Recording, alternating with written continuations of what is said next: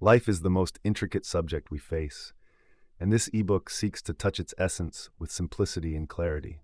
Who I am is irrelevant, and whether you believe this information or not is unimportant. What truly matters is that these words will resonate with those ready to hear them. This brief, free ebook is designed to stimulate your mind positively and open the door to profound possibilities, reminding you what you are at your core, the source of everything. Chapter 1. Source. Imagine for a moment that the universe is not a collection of random events, not a chaotic dance of disconnected particles, but instead a vast, infinite organism. At the heart of this organism lies something profound, a unifying force that gives rise to everything, connects everything, and sustains everything. This force is what I call Source.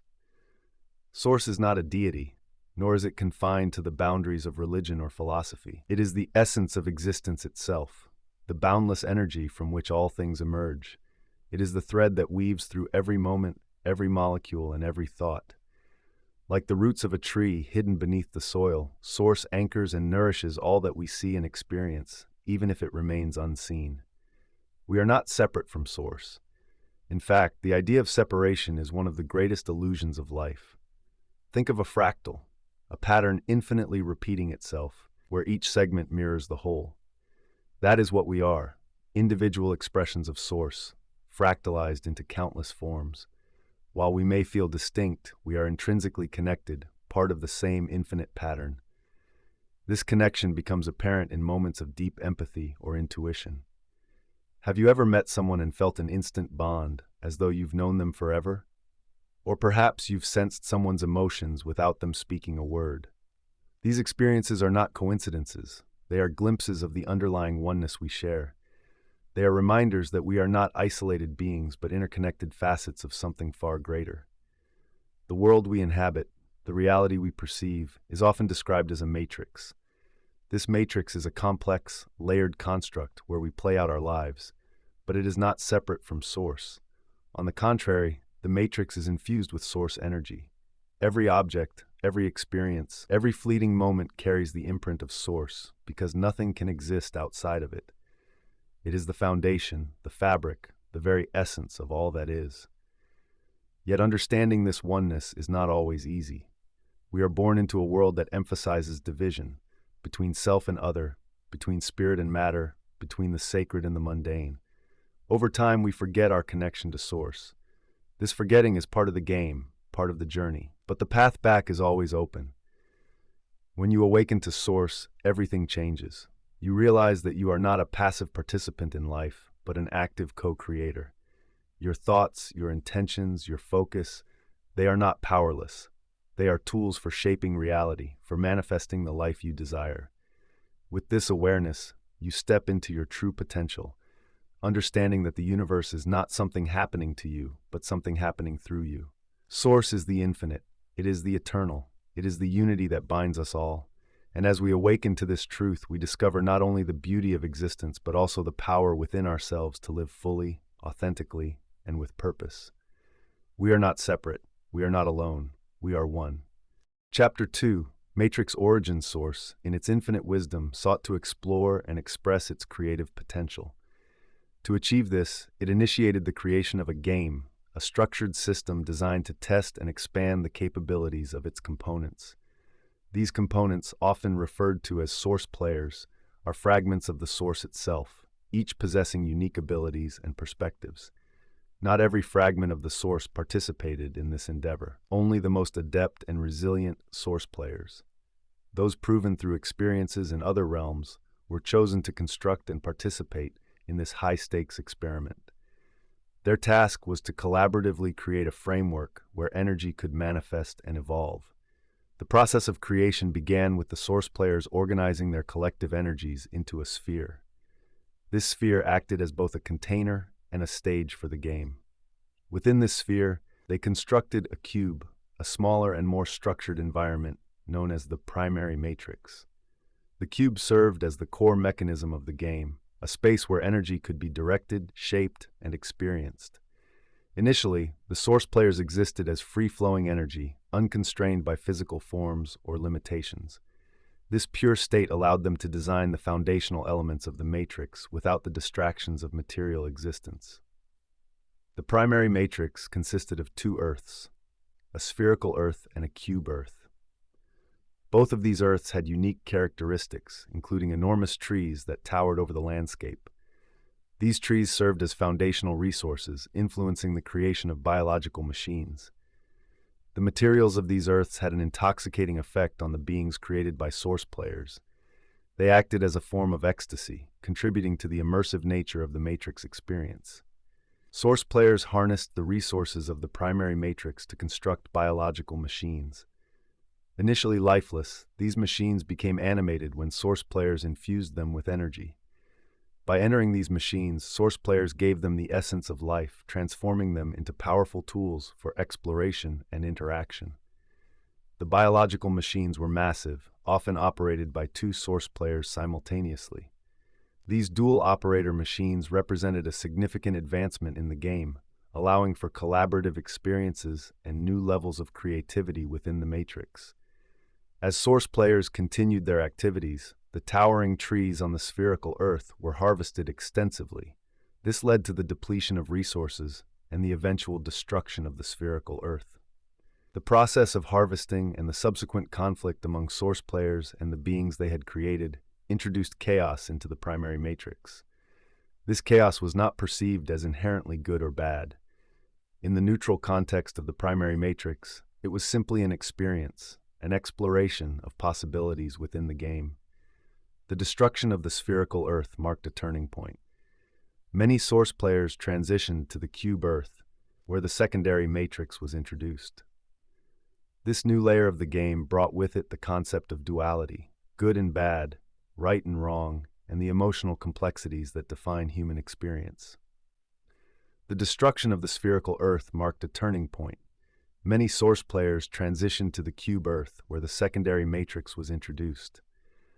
This new layer of the game brought with it the concept of duality, good and bad, right and wrong, and the emotional complexities that define human experience. Entering the secondary matrix was a significant gamble for source players. The wager was that they could navigate the challenges of duality without losing their connection to source. Failure to do so would result in a loss of energy and a diminished presence within the primary matrix. To interact with the secondary matrix, source players entered pods located on the planet Saturn that connected their biological machines to the matrix.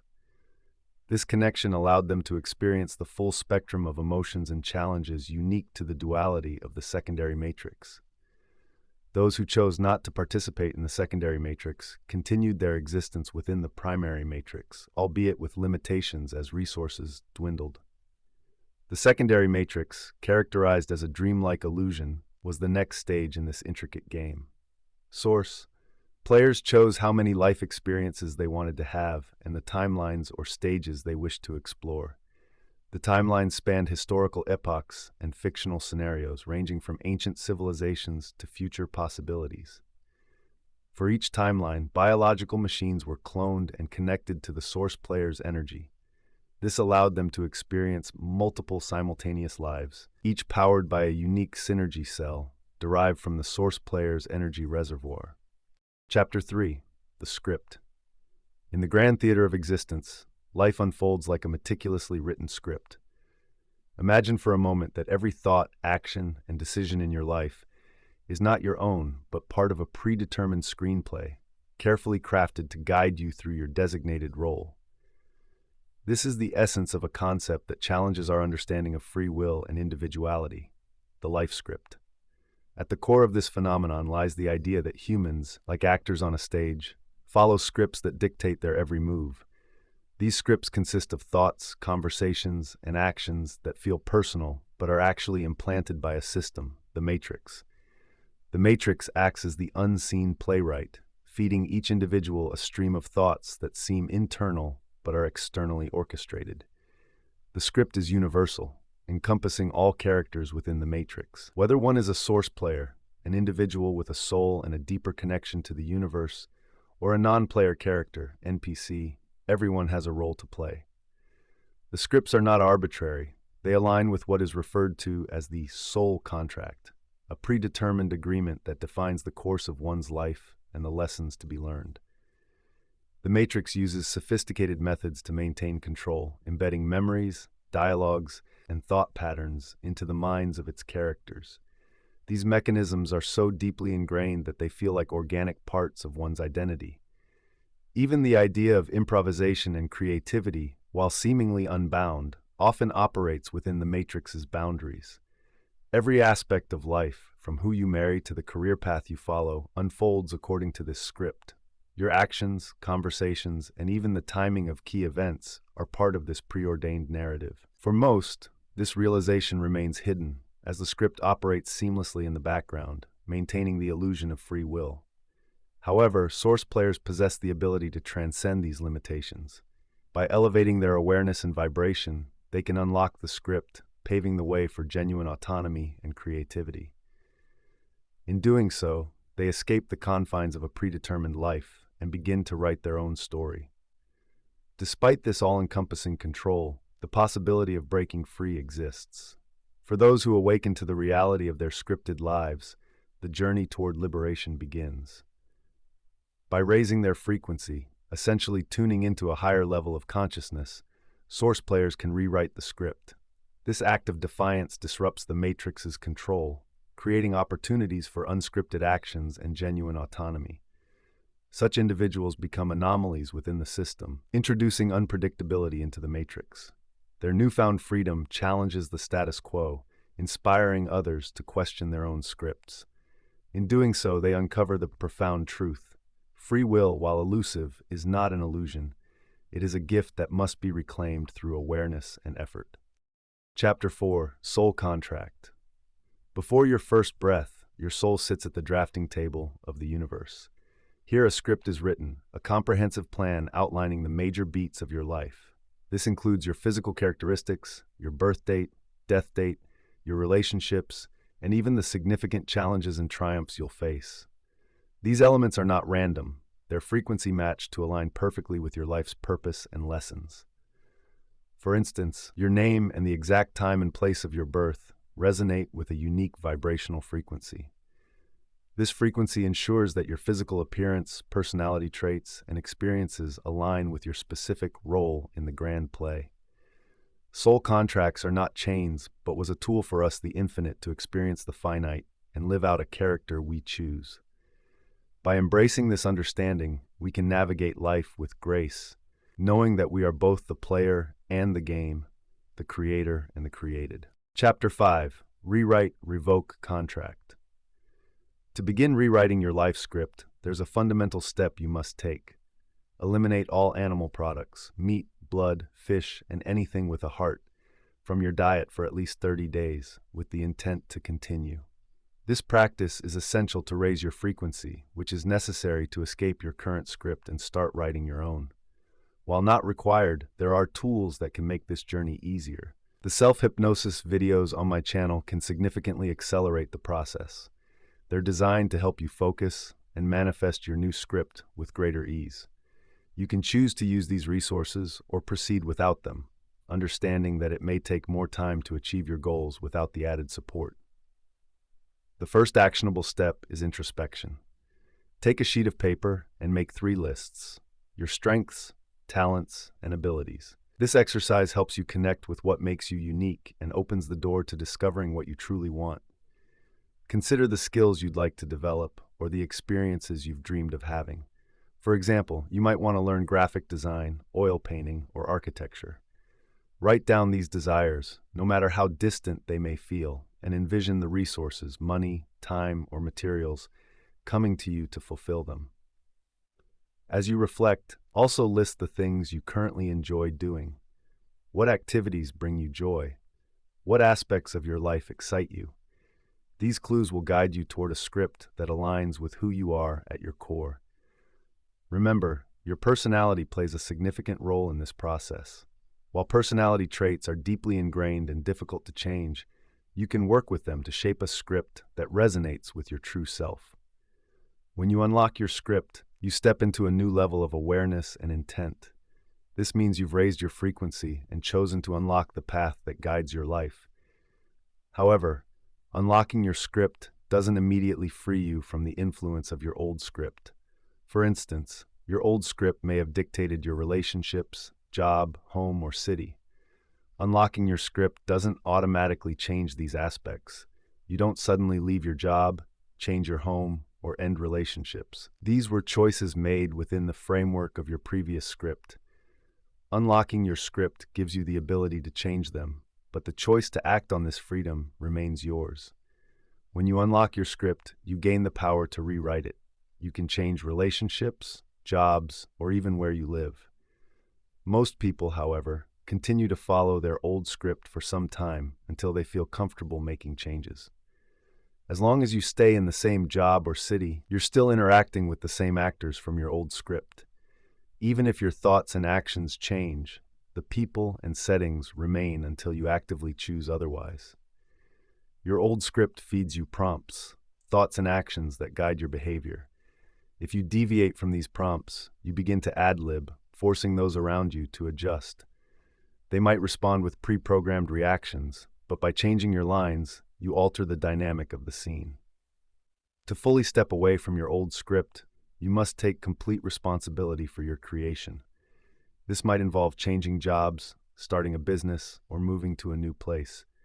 These actions symbolize a commitment to rewriting your life entirely. However, it's also possible to stay in your current circumstances and create a better life by intentionally shaping your experiences. The freedom lies in the choices you make and the intent behind them. Chapter 6. Synergy Cell. Synergy cell is your energy source, your source fractal, as some might describe it. It represents the reservoir of vitality from which all your experiences, choices, and creations are drawn. Think of it as both the foundation of your being and the currency of existence within a complex matrix of life. Everything you do, every thought, every action, every emotion, either builds or depletes this vital resource. Imagine a personal energy bank, and each choice you make withdraws from or deposits into this account. Not in any order, but grounding, sun-gazing, tree-hugging, pranayama, donating to source players who have provided value, having long hair, staying present in your now day, retrieving your energies, going into the silence, all help with maintaining and adding to your synergy cell. On the other hand, indulging in sex, drugs, consuming animals, judgment, unforgiveness, fear, anger, drains it. This balance is not just metaphorical, but directly impacts the frequency at which you vibrate, influencing the dimensions of experience available to you. Your goal is to leave this game with a full synergical, which requires conscious effort and intentional living. It's about saying no to draining activities and yes to choices that align with your source self. This means rejecting anger, releasing past grievances, and walking away from habits that diminish your reserves. It means reconnecting with your essence by making thoughtful decisions that nurture rather than deplete. Chapter 7. Frequency Levels. At the heart of this dream state matrix lies the frequency planes, a system of dimensions that organizes and shapes our experiences. There are 11 distinct planes, each representing a vibrational level. These are further divided into 9 sublevels, offering intricate layers of existence. As you go through the frequencies and sublevels, you will be tested. As you successfully pass the tests presented, you will go up in frequency. 1. The lower 7 planes, 1 through 7. These correspond to the colors of the rainbow, symbolizing the foundational spectrum of life. 2. The higher 4 planes, 8 through 11. Beyond the visible spectrum are the 8th to 11th planes, including the gray zones of neutrality. These higher dimensions exist outside the traditional boundaries of duality. Imagine a personal energy bank, and each choice you make withdraws from or deposits into this account. Not in any order, but grounding, sun-gazing, tree-hugging, pranayama, donating to source players who have provided value, having long hair, staying present in your now day, retrieving your energies, going into the silence, all help with maintaining and adding to your synergy cell. On the other hand, indulging in sex, drugs, consuming animals, judgment, unforgiveness, fear, anger, drains it. This balance is not just metaphorical, but directly impacts the frequency at which you vibrate, influencing the dimensions of experience available to you. Your goal is to leave this game with a full sinroku, which requires conscious effort and intentional living. It's about saying no to draining activities and yes to choices that align with your source self. This means rejecting anger, releasing past grievances, and walking away from habits that diminish your reserves. It means reconnecting with your essence by making thoughtful decisions that nurture rather than deplete. Chapter 8. Red vs. Gray Zone. Your goal is not to just make it to frequency level 5, but to climb to the top frequency level. We all started in the red zone, which is frequency level 3 to 4, so don't worry. The red zone is where you would experience the harvest. Next chapter I will go into detail, but it's bad things that we would consider a nightmare. As long as you take this game serious and raise your frequency, this will never even be a thing for you. Now for the gray zone, it is where you unlock your soul cage and gain access to the rest of your source energy. When you are at the top frequency plan, you are outside of the matrix where it can't even read you anymore. You have access to abilities that one could only dream of, as if you're living in a sci-fi movie. But this should not be a main reasoning. The connection to your source self is Chapter 9. The Harvest. Throughout history, human existence has been marked by cycles of change, periods of upheaval that seem to sweep away the old and make space for the new. But what if these events, whether wars, plagues, or natural disasters, are not random occurrences but part of a larger, deliberate system? What if the harvests are intentional processes that reshape the very fabric of our reality? To understand the mechanics of the matrix, it is crucial to differentiate between regular harvests and the ultimate event known as the harvest. A harvest, these are routine, periodic processes that occur throughout the matrix's timeline. They include events like natural deaths, wars, famines, and plagues. Each serves as a smaller cycle of renewal, where characters' biological avatars inhabited by source energy are removed from the game. These events maintain the balance of the system, fulfilling the requirements of the primary matrix while feeding into the larger framework of existence.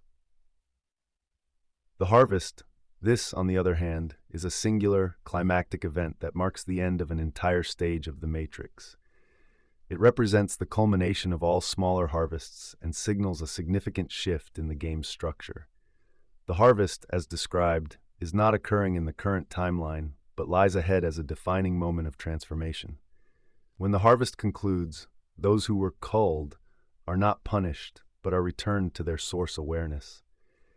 This state of neutrality is free from the emotional entanglements of the physical realm. While they are recognized as non-performing cells within the matrix, they hold no resentment or regret. In this neutral state, the being accepts their isolation from the game, understanding it as a necessary reset.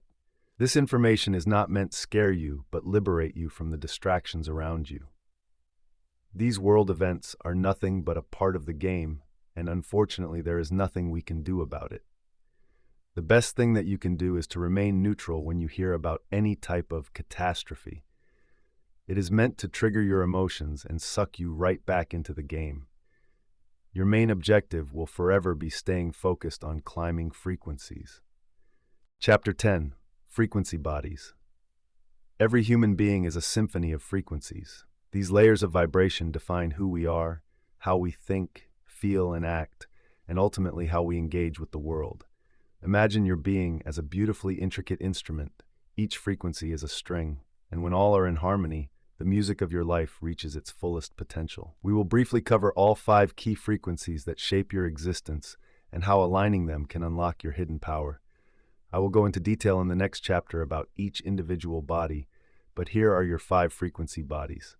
This is something you must remember and ingrain into your head.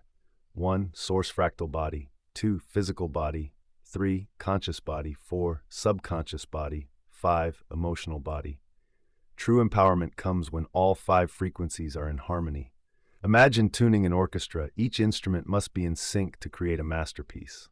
Similarly, when your source, physical, emotional, mental, and subconscious frequencies align, you unlock abilities and insights that were previously dormant.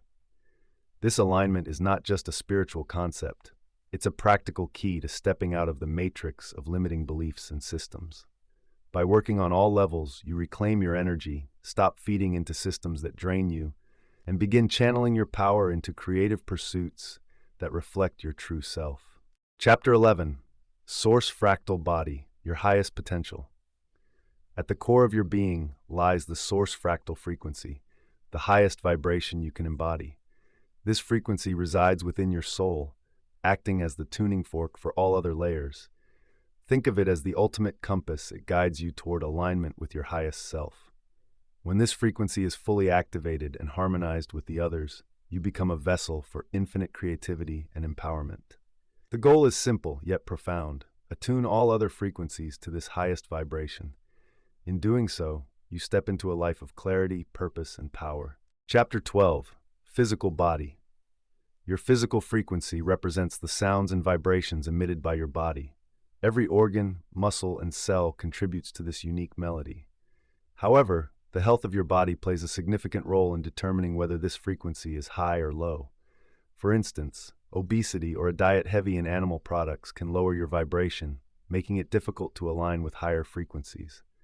Dietary choices directly influence this layer. Removing animal products such as meat or anything living with a heart will elevate your physical frequency significantly. It's not just about weight loss. It's about stepping into a lighter, more vibrant state of being where your body becomes a clear channel for higher energies. Chapter 13. Conscious Body. Your mental frequency is the realm of thought, belief, and intention. This layer governs what you think, what you hold as truth, and the energy behind your desires. If you've ever felt an inner dissatisfaction that spurred you to seek deeper truths, it was your mental frequency in action. This frequency is not static. By consciously refining your beliefs and intentions, you can align your thoughts with your higher self, creating a mental environment that attracts clarity and higher understanding. Chapter 14. Subconscious Body. The subconscious frequency is the most mysterious and influential layer of all. It operates beneath the surface, housing your core beliefs, memories, and programming. This frequency is the enforcer of your reality. It ensures that your actions align with your deepest held beliefs, even if those beliefs no longer serve you. For instance, if you believe in concepts like karma or sin, your subconscious will create experiences that reinforce these beliefs, often manifesting as illness, setbacks, or challenges. To transcend this layer, you must actively rewrite the subconscious script, releasing outdated programming and replacing it with empowering truths. Chapter 15. Emotional Body. Emotions are dynamic and fluid, often fluctuating depending on external circumstances. Your emotional frequency is the energy in motion, shaped by your reactions to life's events. While emotions can seem uncontrollable at times, the truth is that you hold the power to stabilize and direct this energy. By choosing how to respond to external triggers, you can shift from chaos to balance. Emotional frequency is often the most unstable layer, but mastering it can create a ripple effect that harmonizes your entire being. Chapter 16. Duality. In this life, we are immersed in what we call the duality matrix, a structured game of contrasts. This reality we experience is built on opposites: love and hate, good and bad, life and death. These dualities are not eternal truths. Instead, they are constructs of the matrix, designed to create experiences for us to grow and learn. What we perceive as good or bad exists only within this illusionary dream state. Beyond this matrix, in the source of ultimate truth, these distinctions dissolve. The matrix imposes emotions and judgments upon us, anchoring us to its rules. However, the reality is that there is no right or wrong outside of this construct. These polarities exist only as part of the matrix, not in the infinite source that created it.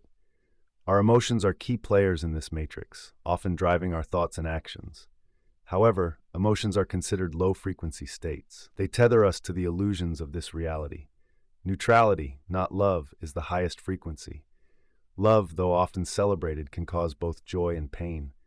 Neutrality, on the other hand, is a state of complete presence and acceptance, free from emotional attachments.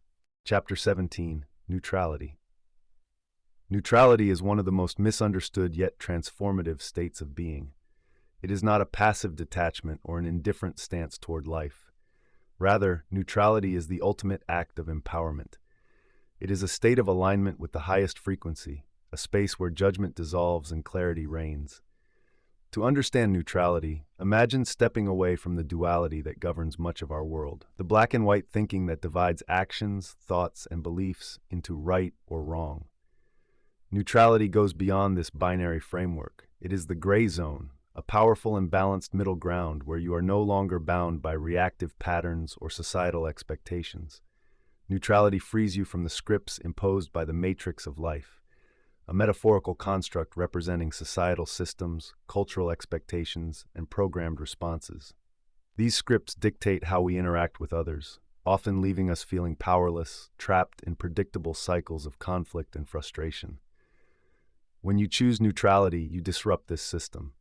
Most people react to others' cues without thinking, perpetuating a cycle of predictable interactions. Neutrality allows you to step off this stage. By refusing to feed energy into the cycle, you break the chain of reactions and create a new, unscripted reality. Neutrality gives you the power to stop reacting. For example, if someone provokes you with harsh words, your instinct might be to respond defensively, feeding energy into the situation. But in neutrality, you pause. You see their actions for what they are, scripts designed to elicit a reaction. Instead of engaging, you choose not to respond or to respond differently. This simple act can diffuse tension, dissolve conflicts, and even shift the dynamics of relationships. When you don't give others the energy they seek through your reactions, the script falls apart. People find themselves at a loss, unable to proceed as planned. The power dynamic shifts, and you regain control over your role in the interaction. Living in neutrality is not about withdrawing from life. It is about engaging with life on your own terms. It is the ultimate state of clarity, balance, and empowerment. In the gray zone, you are free from the constraints of judgment, reactive patterns, and limiting beliefs. Neutrality allows you to see life for what it is, a stage where you are the star and the creator. By choosing neutrality, you unlock your potential to create a life of joy, satisfaction, and boundless possibility. Chapter 18. Intent and Visualize. Intent is more than just a wish or a fleeting thought. It is a focused force that connects your mind, your source self, and your reality. Imagine it as the bridge between what you envision and what you experience. When harnessed properly, intent becomes the tool through which you create, shape, and mold the very fabric of your life. Intent goes beyond attraction. It is the conscious act of creation. Unlike the passive nature of attracting something into your life, intent is an active force. When you set an intent, you are not simply hoping or wishing for an outcome. You are commanding it into existence. Intent taps into the essence of who you are as a source being. It connects directly to your script, allowing you to rewrite the narrative of your life. This is where the power of intent truly shines. It does not rely on external forces or laws, but on your own ability to shape reality. Visualization is the bridge that connects your intent to the physical world. It is the process of bringing your desires to life within your mind, combining imagination with sensory details and emotional energy.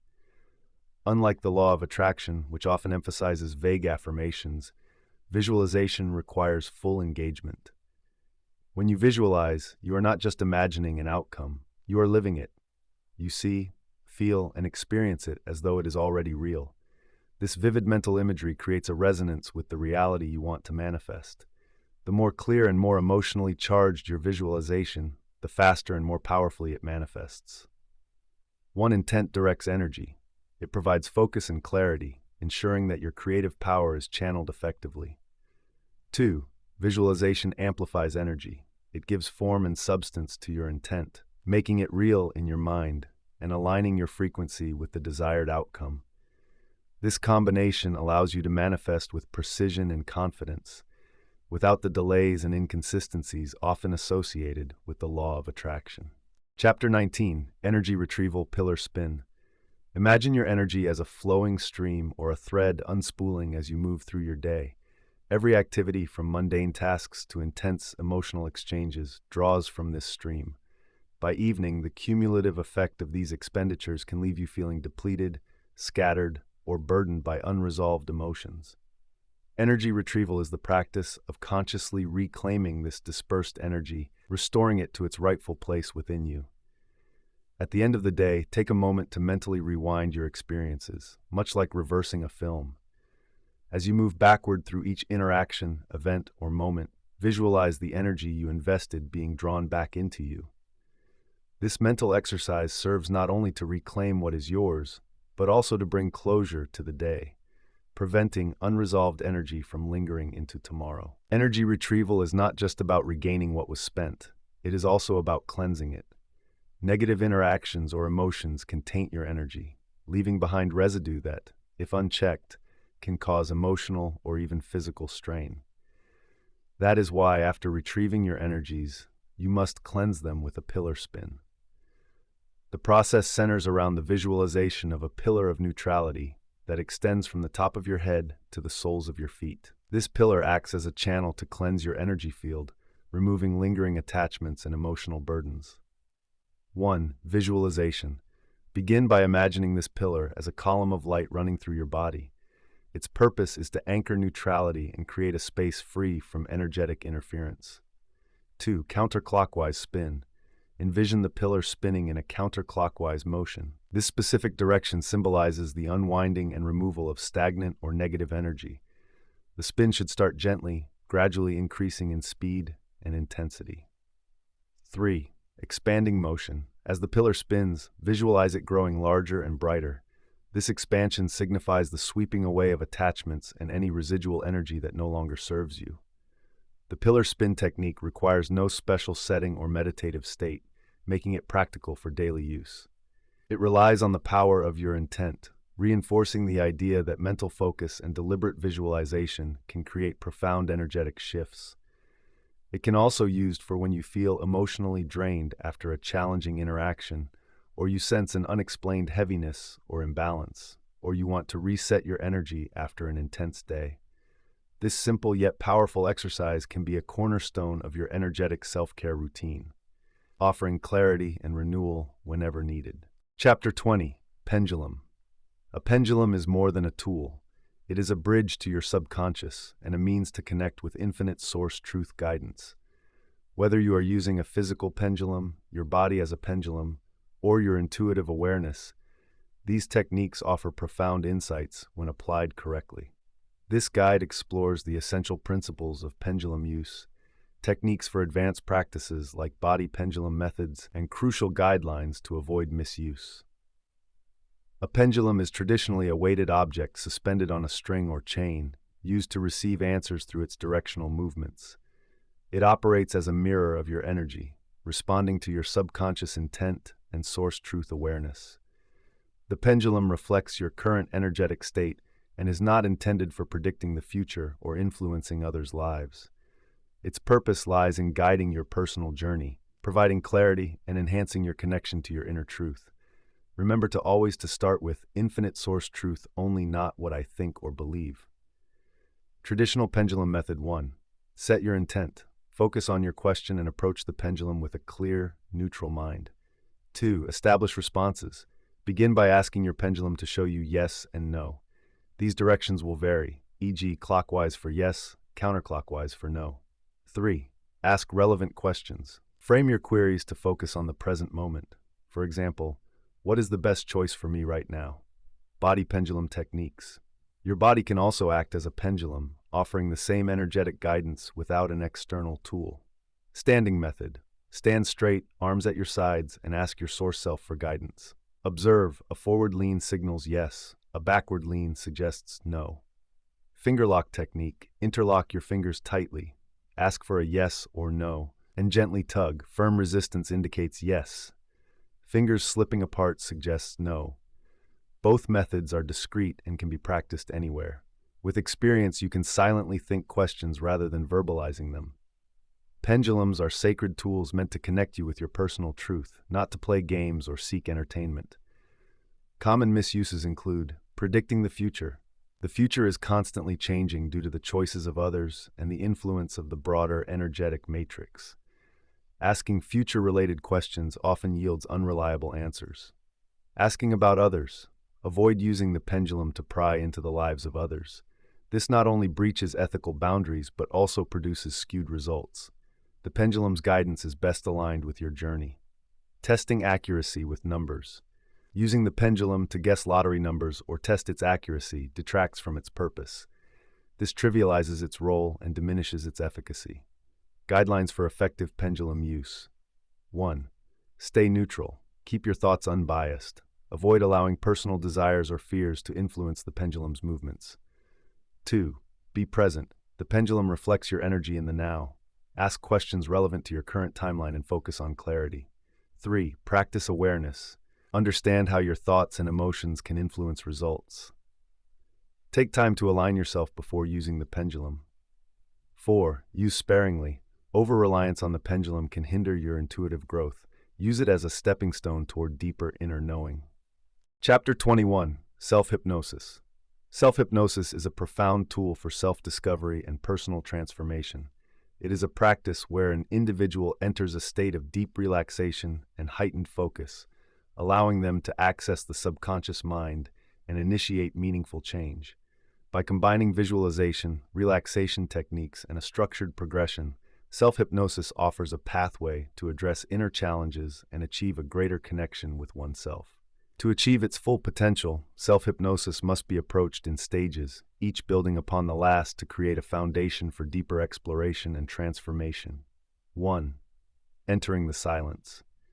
The first stage of self-hypnosis emphasizes achieving a state of mental stillness. In this phase, the individual learns to quiet their conscious thoughts and enter a tranquil inner silence. Visualization plays a pivotal role here. As practitioners, imagine themselves in a serene garden, a space symbolizing safety and inner peace. An essential technique employed is the eye test. Through guided instructions, the participant relaxes their eyelids to the point where they remain closed despite their conscious effort to open them. This indicates the individual has successfully shifted from the conscious to the subconscious state. This phase serves as a foundation for all subsequent self-hypnosis work. 2. Removing emotional blockages. The second stage focuses on addressing and releasing emotional barriers rooted in the subconscious mind.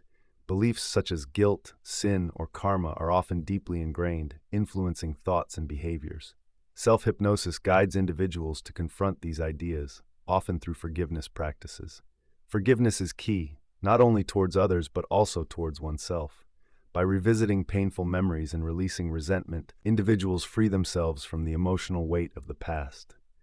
This stage also challenges false narratives created by societal or cultural programming, allowing individuals to reprogram their subconscious with empowering beliefs.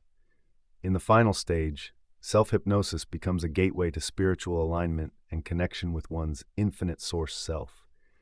This concept refers to an individual's true self, not higher self, the innate wisdom that exists beyond the distractions and illusions of daily life. Practitioners deepen their meditative state to tap into this wellspring of truth, clarity, and purpose.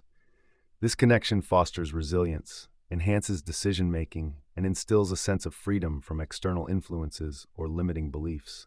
It is the ultimate goal of self-hypnosis, a state of personal empowerment where one's potential is realized. Self-hypnosis is grounded in the principles of neuroplasticity, the brain's ability to adapt and rewire itself based on experiences and practices. By entering a meditative state, individuals can bypass the critical conscious mind and directly influence their subconscious. This process allows for deep-seated habits, fears, and beliefs to be examined and transformed. Moreover, the benefits of self-hypnosis extend beyond psychological well-being. It aids in managing stress, improving emotional regulation, and even enhancing physical health by promoting relaxation and reducing tension. Chapter 22. Centering. When you are centered, your frequency bodies align seamlessly. This alignment not only strengthens your sense of self, but also enhances your ability to navigate life's challenges with clarity and purpose. The benefits of centering extend beyond mere focus. It activates your creative powers and empowers you to approach life with a renewed sense of control. Throughout life, experiences, particularly during childhood, can shift your focus away from the natural center. Trauma, stress, or difficult events can cause a retreat from the central alignment.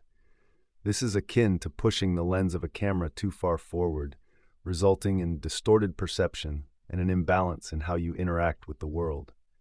A powerful centering technique involves visualizing a camera within your mind. Imagine the camera placed behind your eyes, then slowly sliding it backward until it rests at the very center of your mind. This process reestablishes balance, helping you to realign with your natural state of focus. At first, this shift may feel strange or unfamiliar, especially if your focus has been externally oriented for a long time. Chapter 23, Grounding. Grounding, also known as earthing, is a practice rooted in the profound simplicity of connecting directly with the earth. This technique does not require complex equipment or modern inventions. Instead, it involves the simple act of placing bare feet on natural soil, sand, or similar earth materials to foster a connection with the planet's natural energy. At its core, grounding is about returning to nature. The earth carries a subtle electrical charge that can interact with the human body, helping to recalibrate and recharge our biological energy systems. This connection is most effective when conducted in its purest form, barefoot, outdoors, and on naturally occurring surfaces like dry soil or sandy beaches. The simplicity of grounding has been obscured by the commercialization of the practice. Various gadgets and grounding mats are marketed as substitutes for direct contact with the earth. However, these artificial alternatives are unnecessary and potentially counterproductive. True grounding requires no intermediary tools. It is a practice that calls for authenticity, a direct, unfiltered connection with the earth. For those unable to access outdoor environments, a practical solution exists: filling a tray with 6 inches of sand and using it indoors. This approach allows individuals to simulate a grounding experience even when weather or urban living conditions pose obstacles. Chapter 24, Sun Gazing. Sun gazing is the practice of gazing directly at the sun during specific times of the day, known as the golden hours. These periods, occurring in the hour after sunrise and the hour before sunset, are optimal because the sun's rays are less intense, reducing potential harm to the eyes. The process is not merely about staring at the sun, but involves an intentional connection with natural energy, grounded in mindfulness and purpose. To practice sun gazing, one must stand barefoot on a natural surface, such as dry sand or earth, which serves as a grounding element. This connection to the ground is believed to enhance the absorption of energy from the sun, strengthening the synergy cell. The progression of sun gazing is gradual, beginning with just 10 seconds of sun exposure on the first day. Each subsequent day, an additional 10 seconds is added, allowing the body and eyes to adapt naturally. Practitioners are encouraged to continue this incremental increase until reaching a maximum of 15 minutes per day, which is considered sufficient to experience significant benefits. Benefits 1. Energy boost. Sun gazing is said to replenish energy levels, reducing the need for external sustenance like food. This effect is attributed to the direct absorption of the sun's vital force. 2. Enhanced vision. Regular sun gazing can lead to clearer and sharper eyesight. This improvement is attributed to the focused intention and direct interaction with sunlight, which may stimulate and nourish the eyes. 3. Mental clarity and focus. Practitioners report an increased sense of mental clarity and focus, as the act of sun gazing fosters mindfulness and an intentional connection with nature. 4. Spiritual and emotional benefits. Many view sun gazing as a meditative practice, promoting inner peace and alignment with one's source self. Guidelines for safe practice. Timing. Restrict sun gazing to golden hours when the sun's rays are safe for direct viewing. No glasses or barriers. Sun gazing must be done without any eyewear, including sunglasses or prescription glasses, as these block the full spectrum of sunlight. Grounding. Stand barefoot on a natural dry surface to optimize energy absorption.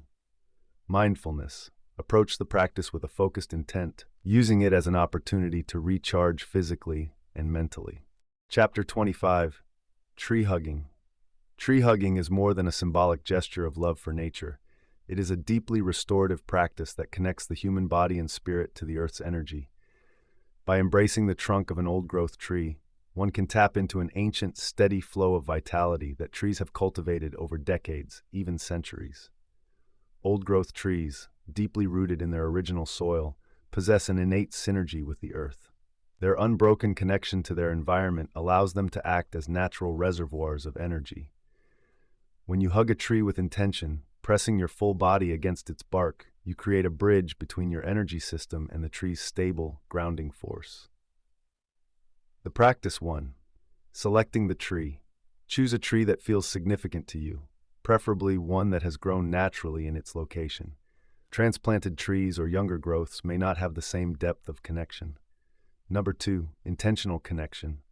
Before approaching the tree, ask yourself, or what some might call your higher self, if this particular tree will benefit you. The process is as much about mindfulness as it is about physical contact. 3. Full body contact. Wrap your arms around the tree, resting your body against it. Feel the texture of its bark, the solidity of its presence, and focus on drawing its energy into your own being.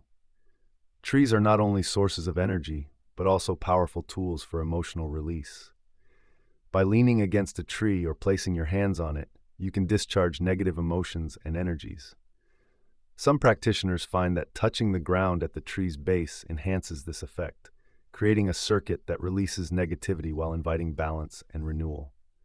Tree hugging aligns your energy with the natural frequencies of the earth, fostering mental clarity, emotional stability, and physical vitality. It can help replenish energies lost through everyday stressors and even deeper activities that deplete one's synergy cell. By embracing this simple yet profound practice, you step into a tradition that reconnects humanity with its roots, literally and spiritually. In a world that often pulls us away from nature, hugging a tree is a reminder of our place within it, as both beneficiaries and stewards of its enduring power. Chapter 26. Pranayama. Pranayama, often regarded as a cornerstone of holistic wellness, is a disciplined breathing practice that aligns the body, mind, and energy systems. Rooted in ancient traditions, it involves deliberate control of breath to foster balance, vitality, and mindfulness. This practice not only oxygenates the blood, but also enhances the flow of energy, which can revitalize and recharge the body's synergy centers. Number 1. Counting heartbeats. Begin by taking your pulse to count 8 heartbeats. Each cycle of pranayama aligns with these counts, making the practice deeply personal and in harmony with your body. 2. The breath cycle. Inhale. Slowly draw air through one nostril, keeping the other closed with your finger.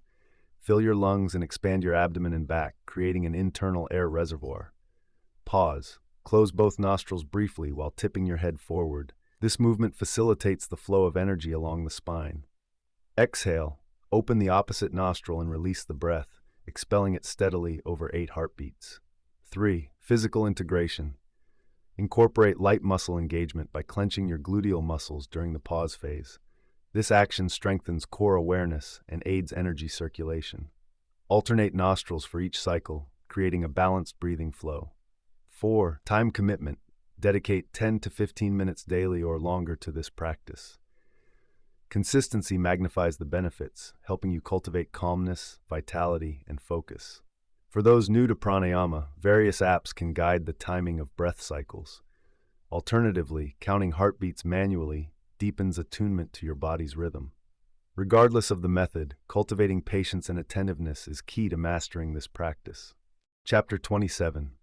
Journaling. Journaling is more than just writing. It's a transformative practice that bridges the gap between our conscious and subconscious minds. By recording our thoughts, emotions, and daily patterns, we create a mirror that reflects who we are and who we can become.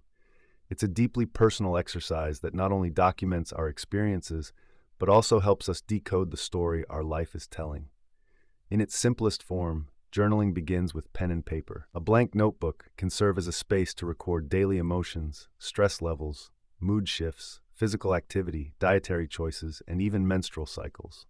This practice allows you to observe the rhythms of your life and identify patterns that might otherwise go unnoticed. As technology evolved, so did journaling methods.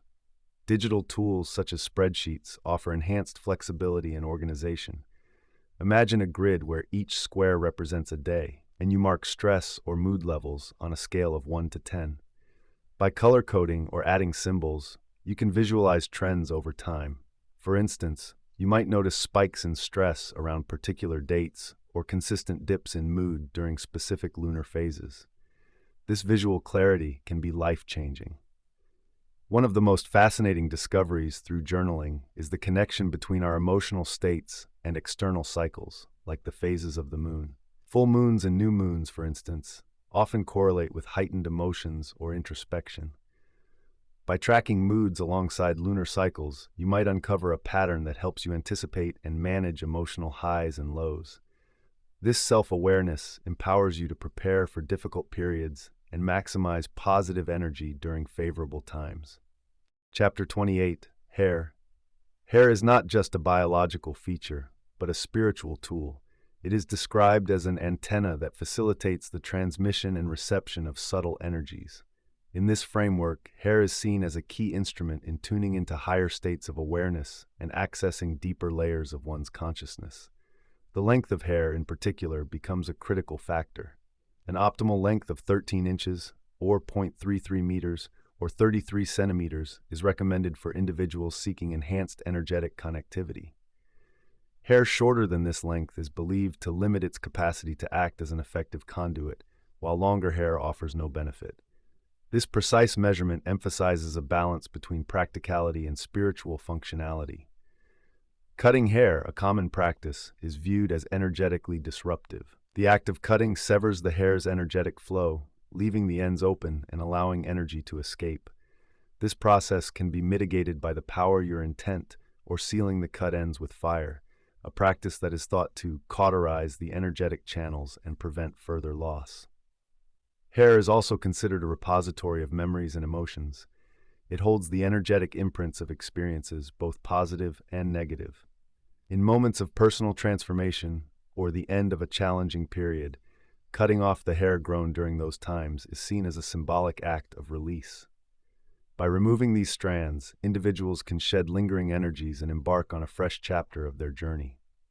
For men, the concept of facial hair is addressed with unique insights. Beards and mustaches, while culturally tied to masculinity, are not seen as energetically beneficial. Unlike the hair on the head, which supports the connection to higher energies, facial hair is suggested to serve no comparable purpose. Instead, it may inadvertently draw upon a person's vital energy, raising questions about its true value in one's energetic system.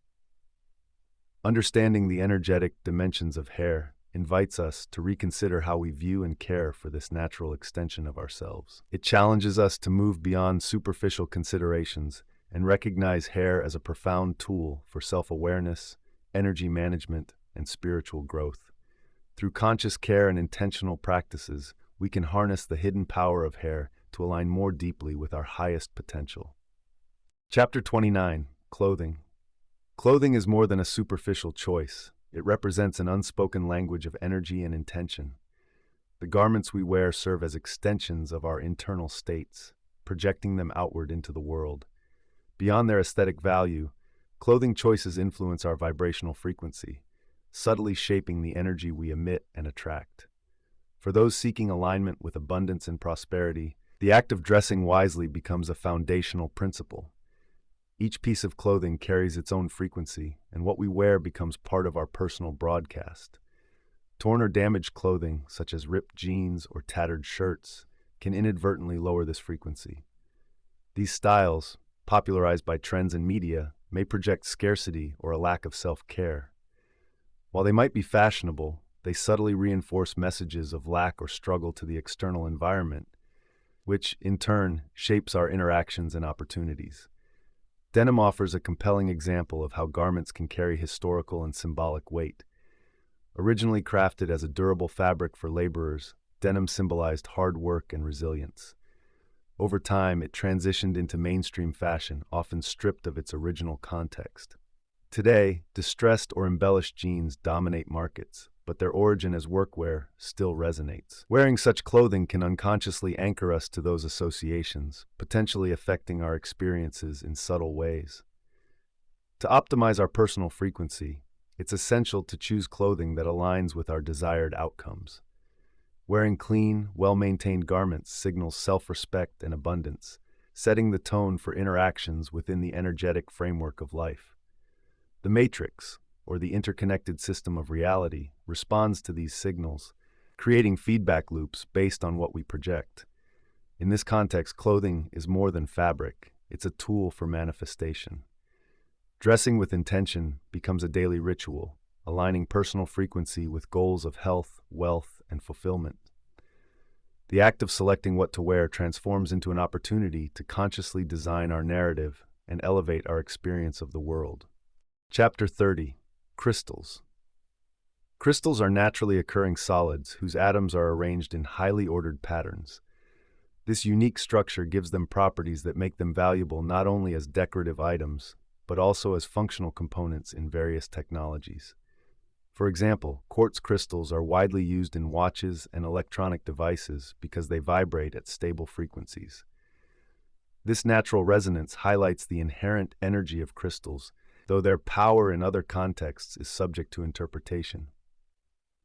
Throughout history, crystals have been perceived as more than just beautiful rocks. Many believe they can balance energy, cleanse spaces, or even heal the body and mind.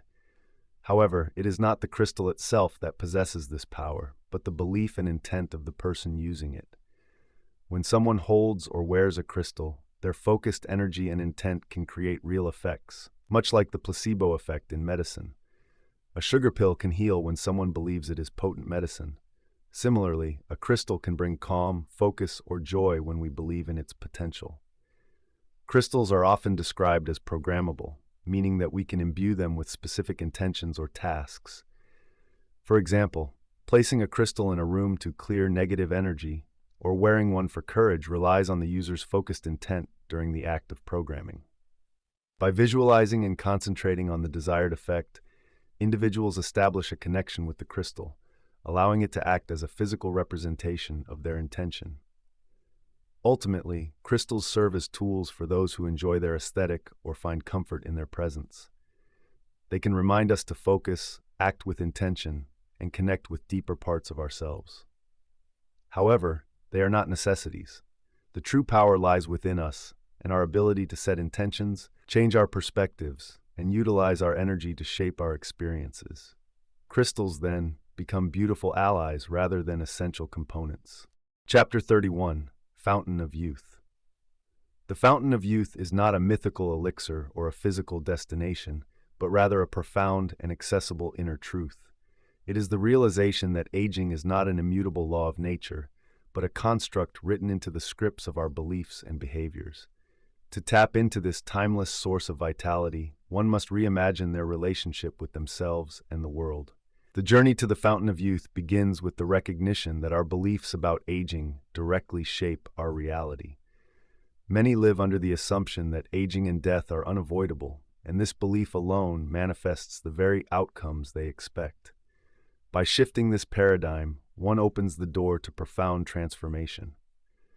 The Fountain of Youth is about tapping into your source self, a timeless, unaging part of you that holds the key to your vitality. This isn't just a theoretical idea. It's something you can access by changing the way you think, live, and align with higher energies. It begins with recognizing that your beliefs about aging shape your reality. If you've always believed that growing old and frail is inevitable, that belief becomes your truth.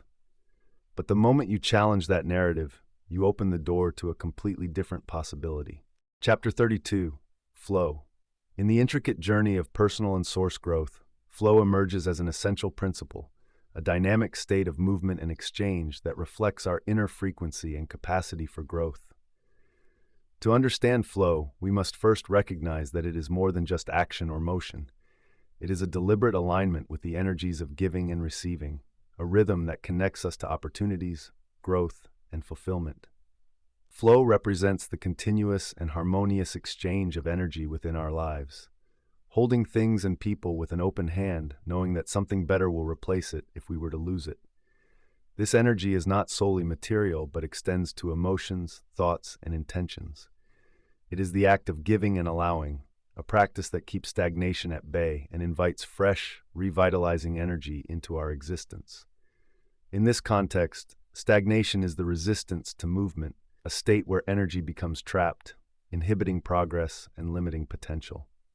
Gratitude is the key to unlocking flow.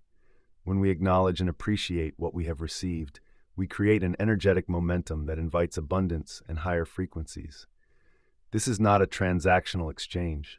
The motive must be pure. Flow cannot be achieved with the intent to gain something in return. Instead, it thrives on authentic appreciation, an act of giving back to the universe for what has already been received. Intent is the compass that directs flow. Acts of giving must stem from a sincere place, free from ulterior motives. For example, offering gratitude in monetary or energetic forms can elevate both the giver and the receiver when done with the right intent. However, when these actions are rooted in expectation or self-gain, they disrupt the harmony of flow, failing to produce meaningful results. Embracing flow is not a one-time act, but a continuous practice. It requires us to remain open to change, to give generously, and to trust the natural balance of exchange. It is through this practice that we align with higher frequencies, overcome stagnation, and unlock the potential for growth and fulfillment. Chapter 33: Inner Alchemy. At its core, inner alchemy represents the harmonious union of the male and female energies within. This merging creates a state of completeness and balance, allowing an individual to step into their highest potential. Unlike other spiritual practices tied to external rituals or systems, inner alchemy is entirely self-directed. It demands internal clarity, pure motives, and a genuine desire to connect with the infinite source. Inner alchemy is not tied to chakras, kundalini, or other established spiritual constructs, which are often described as counterfeits in this context. Instead, it is a path that rejects external influences in favor of cultivating a direct relationship with one's source self. The journey of inner alchemy begins with preparation. Several foundational steps must be taken to align the self and create the conditions for transformation. 1. Dietary purity.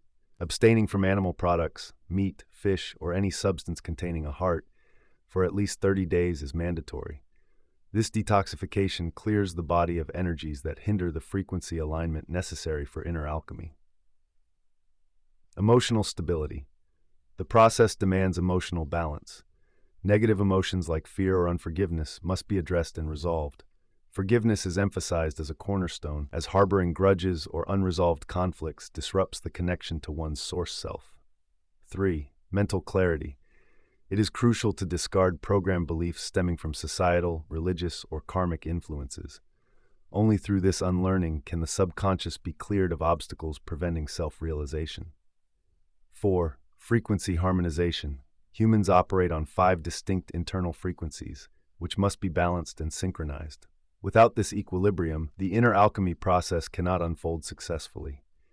Inner alchemy is less about external rituals and more about deliberate internal work. It begins with introspection and visualization, often performed in a simple, distraction-free environment. Through this focus, individuals unite their energies, releasing attachments and distractions, such as sexual urges, that often dominate their lives. Upon achieving this union, the results are both subtle and profound. 1. A new sense of wholeness. Individuals feel complete within themselves, no longer seeking external validation or fulfillment. 2. Gradual access to knowledge. Inner alchemy unlocks the door to infinite source knowledge, although this wisdom is received incrementally to avoid overwhelming the body and mind. 3. Creative empowerment. With distractions removed, the mind gains clarity and focus, enhancing the ability to visualize and manifest desired outcomes within the matrix. Inner alchemy is not a shortcut to power or omniscience. Those who approach it with ego-driven motives, seeking knowledge, power, or control, will find themselves hindered by their own desires. The practice requires sincerity and humility, as the transformation is only possible when motives align with genuine self-discovery and service to truth. It is also important to dispel the myth that completing inner alchemy grants instant access to all knowledge or abilities. Instead, it initiates a gradual journey of growth, with benefits unfolding as the individual becomes ready to handle them. The completion of inner alchemy represents a significant milestone on the path to self-mastery. It enables individuals to unlock their soul cage, a metaphoric barrier that limits access to their full potential within the matrix.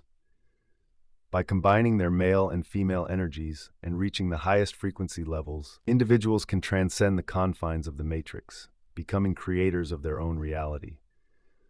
Ultimately, inner alchemy is not just a practice. It is a way of being. It transforms the individual, not by adding anything new, but by stripping away illusions to reveal the infinite source self that has always existed within. Chapter 34, Eternal Now. In a world constantly consumed by the past and the future, the concept of the eternal now emerges as a timeless guide to unlocking clarity, peace, and empowerment. This principle reminds us that the present moment is not just fleeting, it is the only moment that truly exists. To live in the eternal now is to embrace an awakened state of consciousness, free from the burdens of yesterday or the uncertainties of tomorrow. The eternal now represents the uninterrupted stream of existence that unfolds moment by moment. It is not bound by linear time. Rather, it is the infinite thread that ties every experience together. Within this space, one can find the truth of existence, life as it is happening, without the distortions of memory or projection. Many of us live our lives caught between regret for the past and anticipation of the future. This constant oscillation creates a gap between what is real and what we imagine. When we dwell on past grievances or long-lost joys, we siphon emotional and mental energy away from the present. Similarly, excessive focus on future uncertainties leaves us anxious and detached from our current reality. How to live in the eternal now. 1. Awareness of the present. Begin by noticing the smallest details of your current experience, the sensation of your breath, the texture of the ground beneath your feet, or the sound of the world around you. This practice anchors you in the present. 2. Release of emotional baggage. Let go of anger, resentment, or nostalgia tied to the past. Carrying these emotions into the present distorts your ability to fully engage with the now. Forgiveness is key, not just for others, but also towards oneself.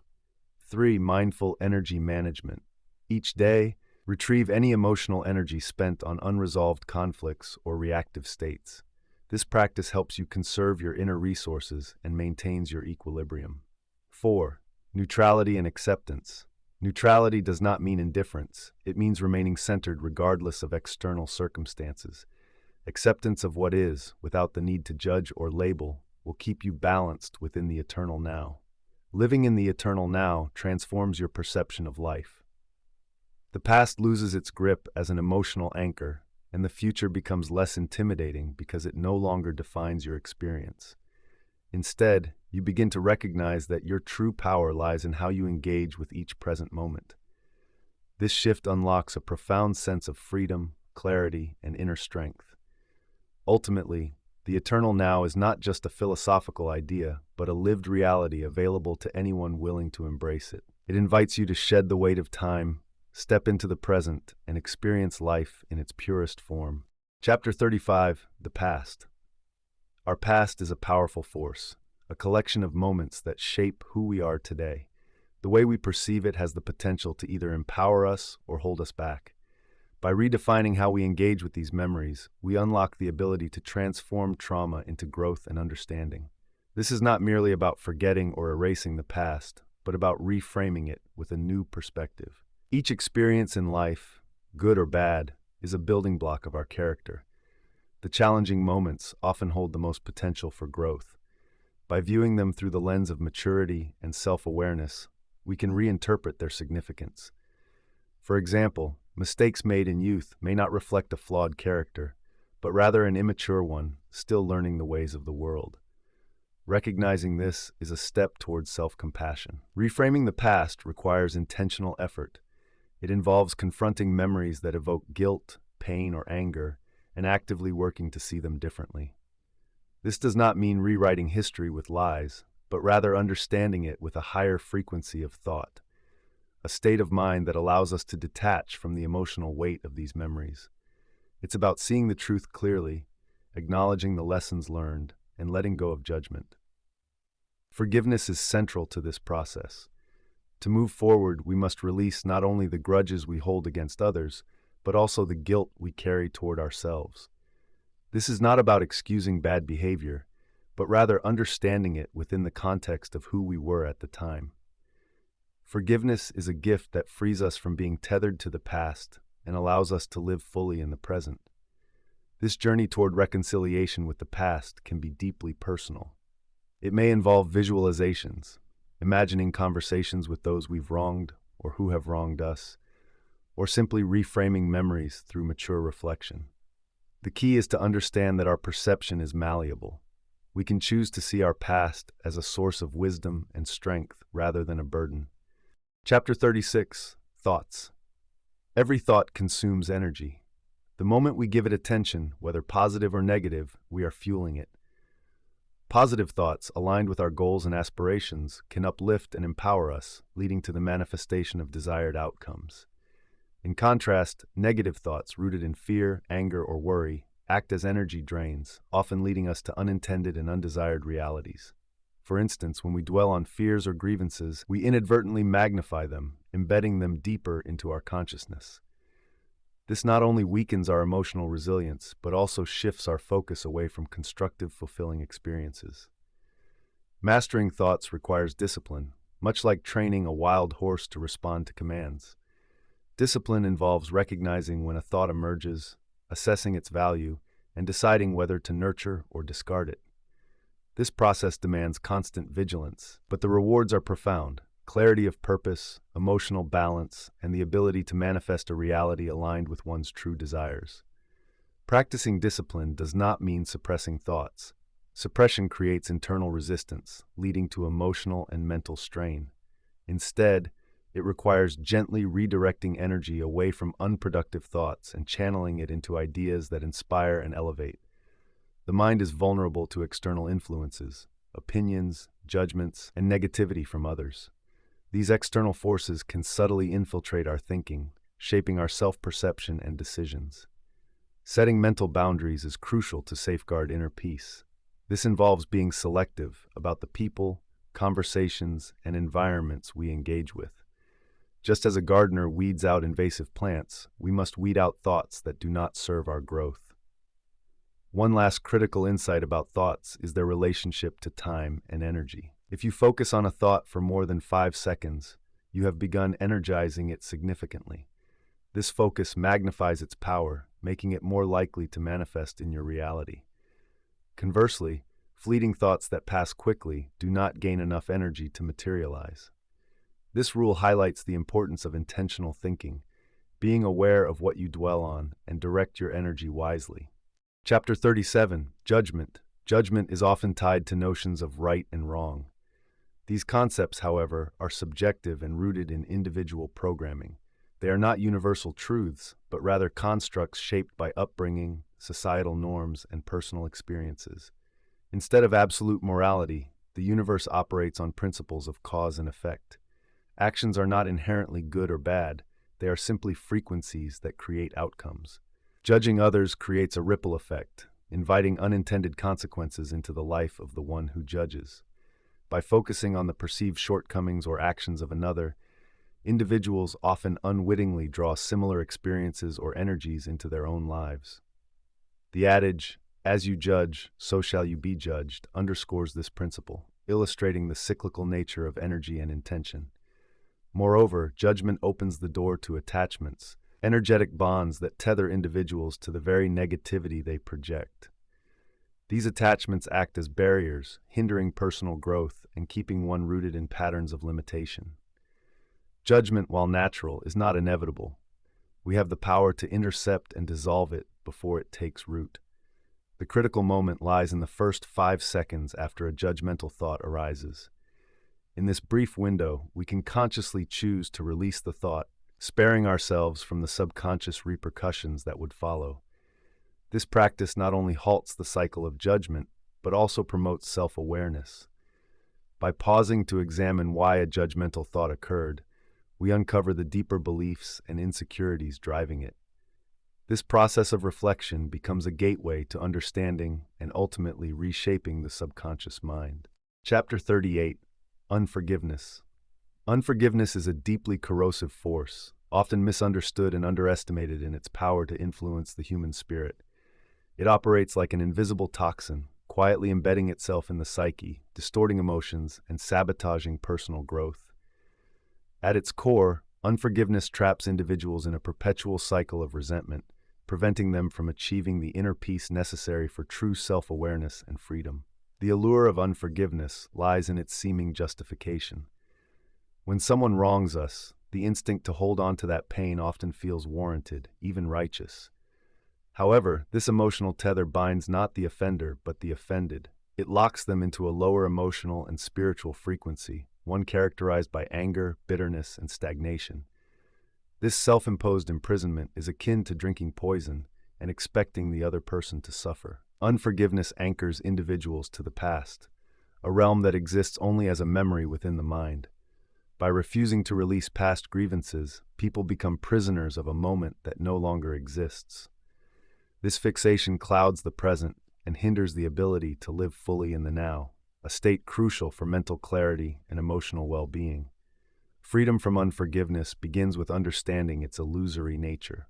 Recognizing that past events are part of a broader script, one influenced by individual and collective energy, can provide a new perspective. Those who wronged us were often acting out roles dictated by their own limitations and scripts.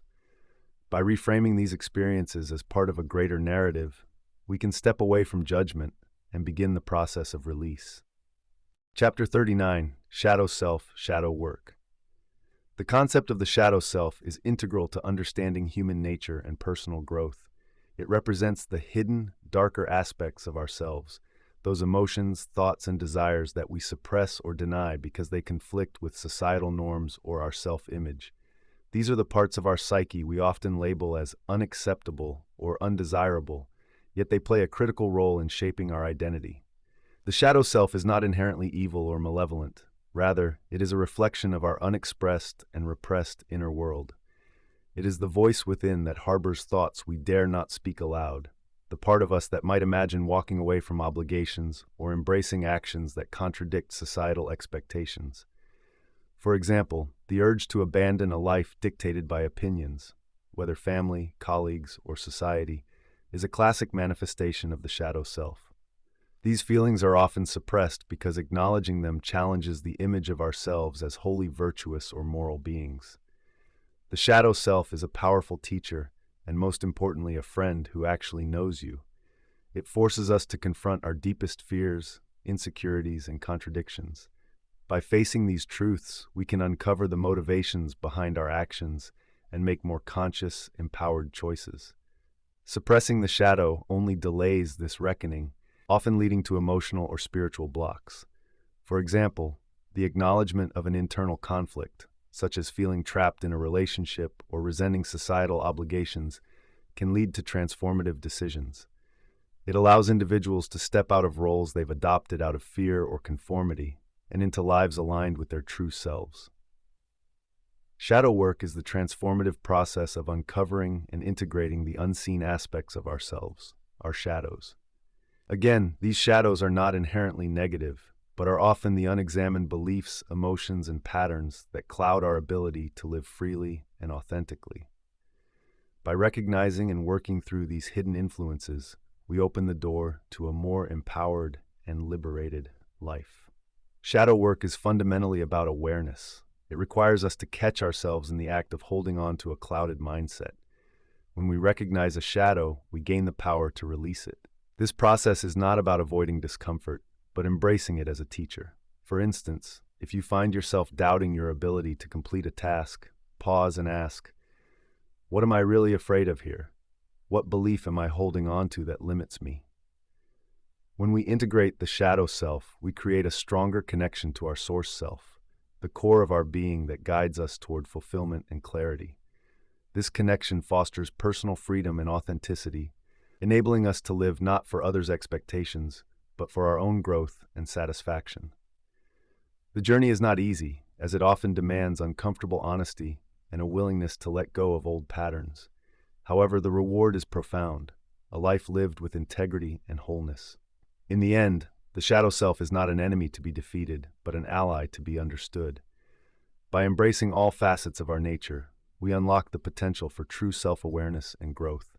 Chapter 40: Mark of the Beast. The choices we make in the physical world resonate far beyond the visible plane. Among the most symbolic acts, the consumption of animal flesh represents a profound metaphysical marker. This choice is not merely a dietary preference, but an energy harvest declaration, a stamp upon the soul that some have come to call the mark of the beast.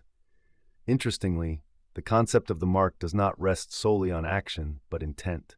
An individual compelled by circumstance, such as unknowingly consuming animal products or doing so without intent to harm, may not bear the mark permanently. The intent behind the choice, the mindset and reasoning, plays a pivotal role. Conversely, those who eat flesh with disregard or seek to manipulate the rules of this game will find themselves deeply entangled in its consequences. The mark of the beast, then, is not a physical symbol, but an energetic consequence. It calls us to examine the interplay between our actions, our intent, and the highest frequencies we aspire to embody. The choice to abstain from animal flesh is less about morality and more about connecting to our source self. This is not something to be pushed upon people you know, but a discrete choice you make for yourself solely. People may question you, and there is no argument of proving it to them. Your body will get used to a vegan, vegetarian lifestyle, so don't worry about the lie you need essential vitamins from meat. Unless you truly believe you do, which would be taking all these recommended supplements. But again, it is unnecessary. You are a powerful source player. Chapter 41, Drugs, Sex, and Fear. The simulation thrives on a potent trinity: drugs, sex, and fear. These forces weave seamlessly through the fabric of our perceived reality, shaping desires, behaviors, and emotions. Together they serve as the lifeblood of the system, harvesting energy from the highs and lows they create. But don't be afraid. This dynamic isn't something to fear, but rather to understand. Without them, the simulation would falter, losing the energy it so carefully cultivates. Recognizing their roles allows us to see beyond the illusion and reclaim our power within it. Recreational drugs are used primarily for pleasure or escapism. This category includes substances such as psychedelics, alcohol, and marijuana. When consumed, it will always lead to unwanted attachments. Recreational drug use opens the user to negative spiritual entities and attachments, aligning them with lower vibrational frequencies. Illusion of escape. Users may believe they are tapping into higher states of consciousness or escaping their realities, but they are instead entangling themselves with illusions and deceptive influences. Sex is far more than just a physical act or a pleasurable experience. It is an exchange of energy, a profound transaction within the framework of the matrix of existence. Every intimate interaction, whether with another person or oneself, involves the expenditure of a deeply personal resource, your life essence. At its core, the orgasm is the culmination of energy dynamics, a momentary peak that feels intensely pleasurable because it draws directly from an intrinsic source of life energy. With every orgasm, you are not just releasing energy, you are giving up a part of yourself to the matrix system, which profits from this transaction. When two individuals engage in a sexual act, they enter into a profound exchange of energies. Again, this connection extends beyond the physical, forming etheric and emotional ties that bind them on unseen levels. Acts such as penetration, open-mouth kissing, and even prolonged physical touch magnify this exchange, often without the participants' full awareness of the long-term energetic impact. Not all relationships are created equal in this context. A purely physical relationship, focused solely on sexual gratification, may lack the energetic reciprocity and harmony necessary for personal growth and fulfillment. So please choose your partner wisely. Fear, a deeply primal emotion, is often viewed as a natural response to danger. Yet in the broader scope of human experience and spiritual development, it represents far more than a mere survival mechanism. Every instance of fear, whether it be a fleeting moment of fright or a prolonged state of anxiety, triggers an energy exchange within us. This exchange occurs on multiple levels. Physiologically, fear activates the body's fight or flight response, flooding the system with adrenaline and cortisol. While this response can sharpen focus and prepare the body for action, it comes at a cost: the depletion of our vital energy, or synergy cell. In contemporary society, fear has been commodified. Haunted houses, horror films, and extreme sports capitalize on humanity's fascination with being scared. These activities are marketed as entertaining, even liberating, yet their true effect is often the opposite. Rather than empowering individuals, they tether them to lower frequency states of existence, reinforcing patterns that align with base-level instincts. To counteract the draining effects of fear, one must cultivate awareness and discernment. Not all fear is detrimental. Situational fear can guide us away from genuine danger.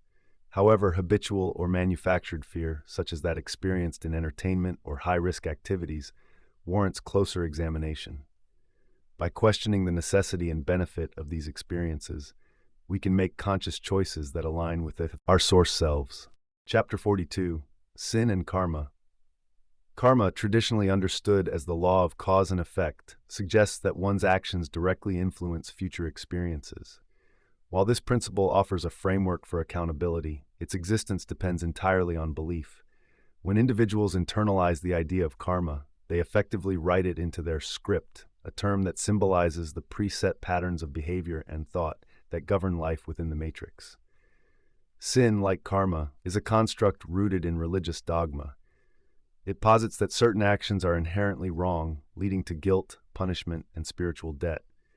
This concept serves as a tool for control, keeping individuals tethered to external systems of judgment and morality. Sin reinforces the narrative that power resides outside the self, in divine forces or institutionalized doctrines. Both karma and sin are illusions that function as locks within the human script. To overcome these constructs, one must recognize them for what they are: beliefs that exist only as long as they are energized by thought and acceptance. Breaking free from these illusions involves a process of self-awareness and shadow work. At the heart of this journey is the realization that all power resides within. There are no external forces dictating one's fate or moral worth. Instead, individuals are creators of their own experiences, shaping reality through their choices, beliefs, and perceptions. By letting go of the guilt associated with sin and the fear tied to karma, one unlocks their potential to operate on higher frequencies, spaces of empowerment, creativity, and freedom. Chapter 43: Religion. At its core, religion frequently encourages individuals to direct their faith and devotion toward external entities, be it a deity, savior, or spiritual figure. This act of externalizing belief can lead to an unintentional transfer of personal energy and power. When people pray to a deity outside of themselves, they may unknowingly surrender their autonomy, allowing their energy to be drawn away from their core self. From this standpoint, religion becomes a system that facilitates a flow of energy outward rather than empowering the individual. Religion often thrives on the principle of duality. Concepts like good versus evil, heaven versus hell, and sin versus holiness create a binary framework that keeps adherents aligned with the religion's doctrines. While duality can simplify moral decision-making, it also creates emotional tension and a continuous need for redemption or approval. This tension drains emotional energy, fostering a sense of inadequacy or fear that keeps individuals firmly rooted within the system, quite literally, preying upon you. Ultimately, this understanding of religion emphasizes the importance of turning inward for truth and connection. Worshipping external entities, according to this view, is a distraction from the profound creative power that exists within each individual. By recognizing and dissolving the attachments imposed by religious systems, people can move toward a life of personal freedom, emotional clarity, and infinite source truth. Chapter 44: Etheric Connections. Etheric connections are subtle yet profound energetic bonds that form between individuals, objects, and even thoughts. These connections are invisible threads that tether us to the world around us, shaping our experiences and interactions on both conscious and subconscious levels. An etheric connection is created whenever we interact with or think about someone, something, or some event. This interaction could be as direct as touching a person, object, or as intangible as recalling a memory, imagining a scenario. Every instance of thought and physical contact weaves an energetic thread, linking us to the focus of our attention. The strength of these connections is proportional to the intensity and frequency of the interaction. For example, sitting on a favorite chair regularly or wearing the same clothing repeatedly strengthens the bond between us and those objects. Over time, these threads multiply, intertwine, and evolve into robust, energetic ropes that deeply tie us to the things or people in question. A mother and child share one of the strongest etheric bonds. This connection is forged not only by shared genetics and physical proximity during pregnancy, but also by the emotional ties that develop. This bond can be so profound that mothers often sense when their children are in distress, even over great distances. However, etheric connections are not confined to the tangible world. They extend to digital interactions and abstract thoughts. For instance, leaving a comment on a video or engaging in a heated online debate creates an etheric connection that can drain energy if sustained over time. While etheric connections serve as energetic bridges, they can also act as conduits of harm. Practices such as black magic, voodoo, or other forms of energetic manipulation exploit these connections to trace or influence the mind.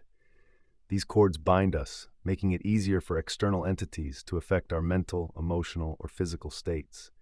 To sever etheric connections, one must first recognize the unseen threads that bind us to objects, people, and experiences, often unknowingly draining our energy. The process begins with raising one's frequency, a state of heightened awareness and energy that empowers the individual to break these bonds effectively. At lower frequencies, visualization is a powerful tool. Imagine cutting these threads with intention, freeing yourself from their grip. As your frequency rises, the need for visualization diminishes. Focused intent alone becomes sufficient. This act of detachment restores your creative energy and shields you from the influence of others, allowing you to reclaim your autonomy within the vast, interconnected web of existence. Ultimately, permanence in severing these connections comes not just from action, but from a commitment to elevate and sustain your vibration. Chapter 45: Social Media. One of the most striking aspects of social media is the deliberate construction of idealized lives. Platforms like Instagram and Facebook encourage users to present the most polished versions of their existence, often showcasing material success, happiness, and beauty. Yet these snapshots are far from comprehensive. Beneath the surface, many individuals face struggles, financial strain, or emotional hardships that are carefully omitted from public view. This highlight reel culture perpetuates an illusion. Viewers often compare their real, unfiltered lives to these manufactured portrayals, leading to feelings of inadequacy and dissatisfaction. For example, someone might see a peer enjoying a lavish vacation without realizing that it was funded by debt or accompanied by personal sacrifices. Social media, while a tool, has the potential to steal significant chunks of time if left unchecked. The hours spent scrolling, comparing, and crafting idealized posts could instead be invested in meaningful endeavors. Whether it's developing a skill, exploring nature, or fostering deeper connections with loved ones, the alternatives are plentiful and rewarding. In essence, social media should serve as a tool for getting your business out and positively impacting other source players, not a trap that ensnares individuals in cycles of comparison and discontent. Chapter 46: TV Programming. The term television programming goes beyond the literal sense of scheduling shows. It implies a deliberate effort to direct the thoughts and choices of viewers. News segments, talk shows, and even entertainment programs embed subtle cues about societal expectations, political ideologies, and acceptable behaviors. In this sense, programming extends into realms far beyond consumerism, touching on every facet of daily life. Awareness is the antidote to television's programming influence. By recognizing the strategies used to shape perceptions and desires, individuals can make more conscious choices. Instead of allowing programming to dictate your actions, you can focus on aligning with authentic goals and values. This requires questioning the motives behind media messages and understanding the deeper psychological effects of consuming curated content. Television programming is not inherently harmful, but its power to subtly manipulate thoughts and behaviors demands careful scrutiny. Only through conscious awareness can viewers reclaim their autonomy and make choices that truly benefit their personal growth and empowerment. Here are some movies I recommend that will inspire awareness about the Matrix concept. They Live, 1988, The Game, 1997, The Truman Show, 1998, The Matrix, 1999, Mr. Nobody, 2009, Inception, 2010, Limitless, 2011, Absolutely Anything, 2015. Chapter 47: Music. Music is not merely an arrangement of notes or a pleasant diversion. It is a language of energy, a carrier of frequencies that can harmonize or distort the self. Each sound you encounter influences your internal rhythm, reshaping the delicate balance of your mind and spirit. Like any tool of creation, music holds the power to elevate or hinder, to awaken or obscure. When you listen to music, you are doing more than consuming sound. You are opening yourself to a dialogue with unseen forces. Each note, each vibration, carries an imprint of its source, embedding its energy within your own. What you choose to listen becomes a part of your energetic makeup. If the frequencies align with your own higher aspirations, they can act as a bridge to deeper understanding and elevated states of being. Conversely, music rooted in dissonance or imbalance may tether you to the confines of the material world, amplifying emotional clutter rather than clearing it. Ultimately, the music you embrace becomes part of the narrative you write for yourself. Will you choose compositions that uplift and empower, or will you let the chaotic din of the world drown out your potential? The answer lies not in the external sounds, but in your inner frequency, the quiet resonance that guides you toward truth. Below, I have linked one of the best source players who creates empowering music. Free Floating Air Balloon. Chapter 48. Soulless Ones.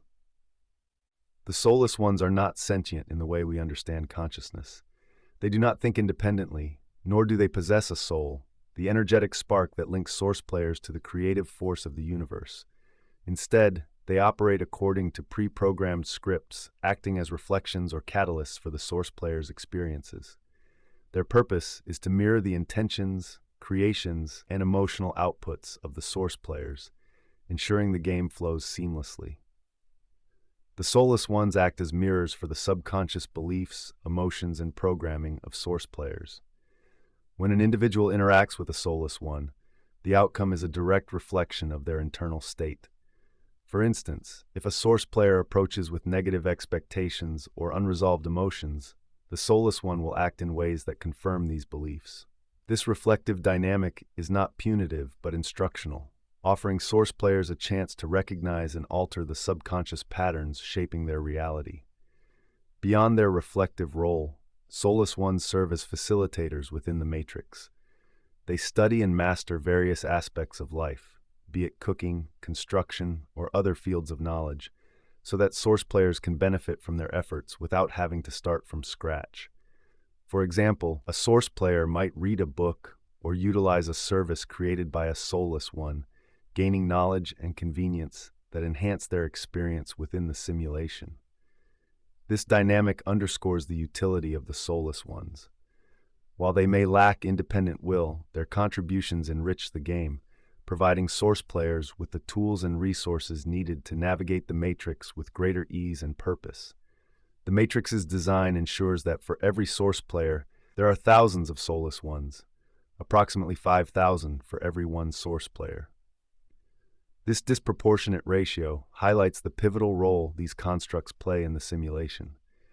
They fulfill tasks that enable source players to focus on their journey of creation, exploration, and self-discovery. From constructing infrastructure and managing services to providing opportunities for learning and growth, the soulless ones lay the groundwork for a more enriched simulation. Chapter 49. Entities. In the intricate framework of the Matrix game, entities occupy a critical yet enigmatic role, standing apart from the source players and soulless ones. These beings are neither creators nor wholly independent agents. They are constructs born from a higher primary dimension outside the secondary matrix. Their purpose is both functional and philosophical, blending the technical with the existential. Entities were not born naturally, but were instead created by Source. Unlike the biomachines inhabited by source players, entities connect through unique forms that transcend traditional physicality. They exist both within and beyond the confines of the matrix, tethered to roles that sustain the system's equilibrium. Entities are the architects of emotional dynamics within the matrix. Their scripts are pre-programmed, their actions dictated by the source. They balance the experience for source players, triggering emotions, whether joy, despair, or inspiration. These emotional currents are vital as they fuel the matrix itself, keeping the system alive and functioning. Their existence is transactional. Entities pay, metaphorically or literally, to play within this construct. Yet they lack the intrinsic spark of the soul, which sets them apart from the source players. Despite this absence, they possess awareness and a clear understanding of their purpose. Entities often assume roles of high visibility, positions of wealth, fame, and influence. They act as catalysts, ensuring the narrative of the matrix unfolds as intended. Their scripted lives often mirror the dreams and aspirations of the source players, drawing them into the Matrix's deeper lessons. Their tasks extend beyond mere participation. Entities are the custodians of the system, maintaining its operational integrity. They also manage the biomachines used by source players, ensuring seamless interaction between the physical and digital realms. Chapter 50, Demiurge. The Demiurge is an enigmatic figure woven into the spiritual and philosophical fabric of multiple traditions, often depicted as the ultimate creator or architect of existence. In its essence, the Demiurge is not merely a deity, but a principle, a force embodying design, control, and order within the cosmos. Across cultures and frameworks, this concept manifests uniquely, yet its core attributes remain strikingly consistent. However, the Demiurge transcends traditional religious boundaries. Within the paradigm of metaphysical and virtual realities, it assumes a modernized identity. The Demiurge is likened to a matrix administration system, a type of advanced artificial intelligence tasked with maintaining the secondary layer of reality. This matrix is not the fundamental reality, but a simulation, a playground where source players can explore life through preordained contracts and scripts. These soul contracts enable individuals to experience a wide range of realities within a controlled framework, guided and moderated by the Demiurge. Notably, the Demiurge is not inherently benevolent or malevolent. It is a neutral force, a stabilizing resistance ensuring the system's continuity. Its role is to obscure the awareness of its players, to bind them within the matrix until they choose to awaken and reclaim their sovereignty. The resistance it provides becomes the ultimate challenge, pushing those within the system to seek knowledge and liberation. The Demiurge, then, is both creator and confiner, a paradoxical figure that encapsulates the beauty and complexity of structured existence. It is a reminder of the delicate balance between freedom and control, between divine artistry and the constraints of its framework. Chapter 51, Source Players. Source players stand as the essential conduits of consciousness, creativity, and connection. They are not merely individuals, they are imbued with a spark from the source. This spark, often referred to as the soul, acts as a container for the essence of their existence, granting individuality, awareness, and an active role in shaping their environment. At the heart of a source player lies the soul, a vessel that carries the infinite potential of source self. The soul is not just a metaphysical concept. It is the lifeblood of a source player's ability to influence, create, and connect on a higher frequency. It grants them the ability to perceive beyond the surface and interact with reality in a purposeful, transformative way. Source players are creators and energy bearers in this illusory world, which resembles a virtual reality game. Their purpose often transcends their own understanding, but their existence is pivotal for maintaining the equilibrium within this structure. The matrix draws from their emotional and energetic outputs, which becomes the fuel for its sustenance. Unlike entities and soulless ones who follow predetermined scripts, source players possess the ability to deviate from patterns and introduce change. This makes them both powerful and vulnerable within this structure. Within families and communities, source players may not always recognize their counterparts or the entities they interact with. Entities and soulless ones can mirror source players so convincingly that discernment requires a deeper ability to read the essence of others, seen only through quite literally the eyes. Source players are encouraged to observe without reacting, to conserve their energy, and to focus on their own growth and purpose, rather than being drawn into the drama manufactured by the Matrix. Being a source player is both a gift and a responsibility. It means living with a heightened sense of awareness and the capacity to influence, not just one's immediate surroundings, but also the broader dynamics of the illusory world. By choosing to align with their source self, source players can elevate their frequency, break free from limiting scripts, and become creators of new paradigms. P.S. Not all source players are good. Some could have strayed off the path, so again, it's crucial to connect with your source self to truly know all these things that are already within you. Chapter 52, Soulmate. The concept of a soulmate is deeply rooted in the understanding of human duality and spiritual growth. Unlike the illusion of twin flames, A soulmate is described as the genuine other half of your soul, an energetic and spiritual counterpart, split into two physical forms to navigate the challenges of existence. A soulmate is not just a romantic partner or a fleeting connection. It is your true other half, split into male and female energies. This split occurs to allow two distinct perspectives and experiences within the game of life, giving the soul an opportunity to grow, evolve, and overcome challenges through both halves. Together, soulmates create a harmonious balance that reflects the wholeness of the soul at its core. In this construct, the splitting of the soul serves a profound purpose. It allows each half to embark on its own journey, gathering wisdom and strength from unique experiences. Whether the soulmate is present in your physical life or not, their existence is a reminder of your own completeness. The success of one half directly impacts the other, as triumph in the game ensures collective liberation and progress for both halves. For instance, if one half achieves a spiritual victory, reaching higher levels of frequency or completing life's challenges, the other half benefits inherently.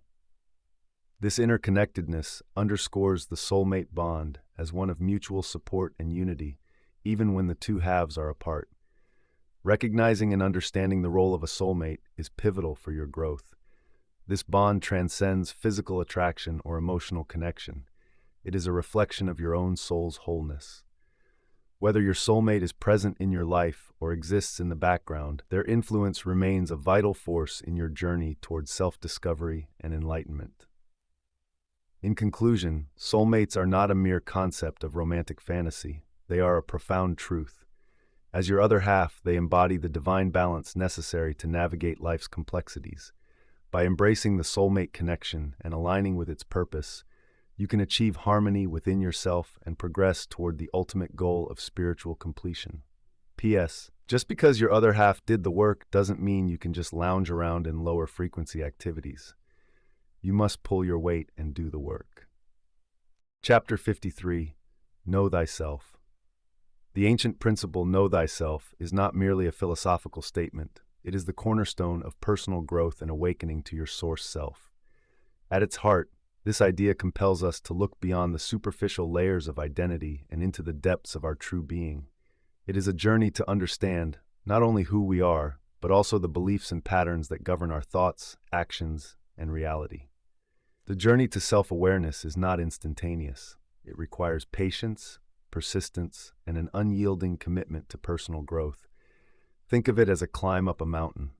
Each step demands effort, and plateaus may make it seem like progress has stalled. But every small advancement brings us closer to uncovering our authentic selves. To know thyself, one must engage in shadow work, the process of examining the hidden aspects of our psyche. These shadows often originate from past experiences, unresolved emotions, and societal expectations. They manifest as negative thought patterns or self-sabotaging behaviors that keep us trapped in cycles of pain and discontent. One of the most profound aspects of self-awareness is recognizing the power of choice. Our choices shape our reality. Blaming external circumstances or others for our unhappiness only serves to diminish our personal power. To know oneself is to take full responsibility for the life we create. This includes letting go of negative influences, whether they be toxic relationships, harmful habits, or limiting beliefs. A critical part of this process involves aligning with a higher frequency. This requires lifestyle changes, such as removing substances and habits that lower our energy, and fostering a connection to our source self, a deeper part of us that holds wisdom, strength, and clarity. Building a strong connection to one's source self is essential for navigating the challenges of life. This connection acts as a compass, guiding us toward choices that resonate with our highest good. It fosters a sense of inner peace and clarity, even in the face of uncertainty. Achieving this connection requires discipline and the willingness to shed behaviors and attachments that no longer serve us. Know thyself is both a challenge and an invitation. It challenges us to confront our fears, embrace our imperfections, and peel back the layers of conditioning that obscure our true nature. At the same time, it invites us to embark on a journey of self-discovery that leads to greater freedom, fulfillment, and mastery of this game of life. By understanding and embracing this principle, we unlock the door to our highest potential, becoming not just players in the game, but creators of our reality. Through self-awareness, we gain the tools to live authentically and to thrive, even within the complexities of the matrix. Chapter 54, The Silence. The silence is more than just a calming exercise. It is a skill to be mastered. In this deliberate stillness, the chaotic currents of subconscious thoughts, those restless, unproductive streams that often pull us into stress or emotional turmoil, can be stilled. By mastering the silence, one gains the ability to take command of these subconscious patterns, redirecting them from a path of self-destruction to one of self-realization. Remember to never cross your body parts as you are short-circuiting your energies. The science saying this allows flow in a meditation is false. Imagine a secret garden enclosed by walls that symbolize safety and protection. This mental construct is where the silence takes on a tangible form, a safe space in which the subconscious mind feels secure enough to let go of its resistance to change.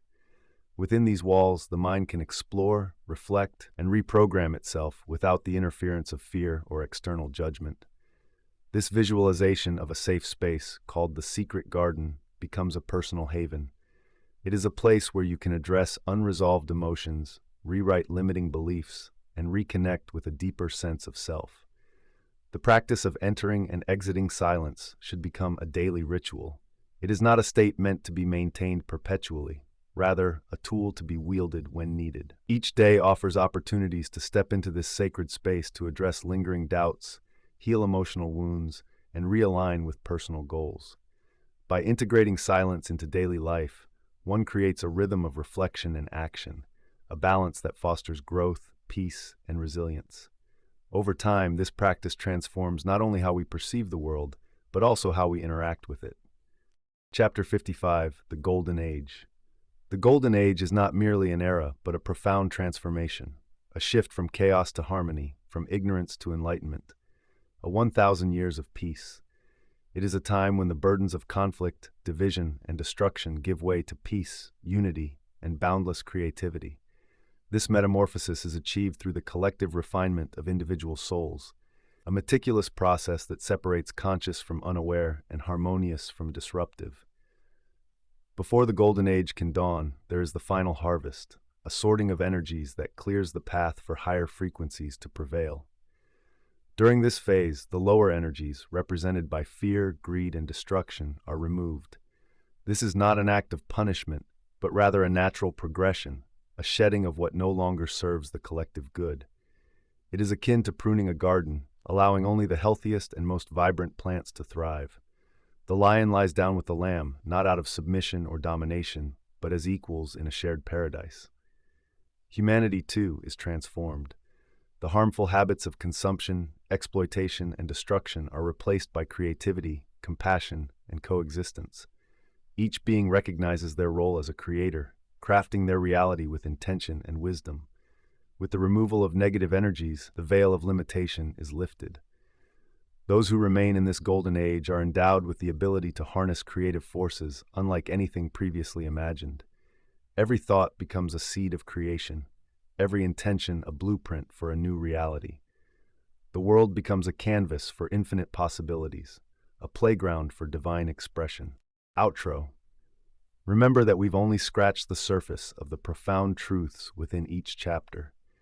Every secret shared here could unfold into a book of its own, but there is enough information that will open the door to the infinite source truth. It is vital to take this information seriously as we approach the end of this matrix in 2028. Now is the time to connect with your source self, embrace your highest potential, and live your best life yet. If you found this book valuable, please consider sending a donation to support the creation of more transformative works like this. Thank you for embarking on this journey of awakening and empowerment.